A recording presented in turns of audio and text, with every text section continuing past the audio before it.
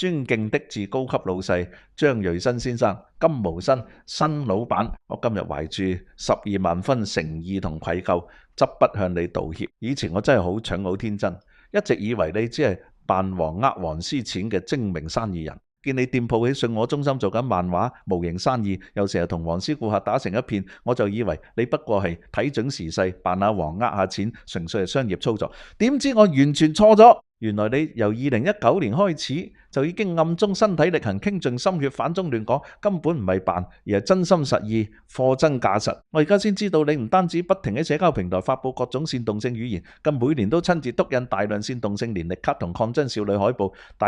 特派俾顧客同年輕讀者。嗰啲年曆上面嘅政治卡通，嗰啲撐5·1黃金週、撐蘋果、撐良知嘅海報，簡直係用心良苦，務求將下一代青少年好好荼毒一番。真係佩服你，有心機有毅力，生意都唔忘記，為運動出一分力。我以前完全誤會你，以為你只係做生意嘅黃店老闆，原來你係貨真價實、表裏如一嘅黃店靈魂人物。我真係好慚愧，好後悔自己有眼無珠，冤枉咗你咁多年。而家我誠心誠意向你道歉，對不起，對不起你一直以來嘅默默耕耘，對不起我以前低估咗你對反中亂港事業嘅熱誠同貢獻。希望你大人有大量，接受我呢份遲來嘅道歉，同時亦都祝你繼續發揚光大，每年印更多更靚嘅年曆同海報，繼續教育更多青少年，為香港貢獻更多力量。再次衷心道歉，一個曾經誤會你嘅愚昧網民。2026年5月。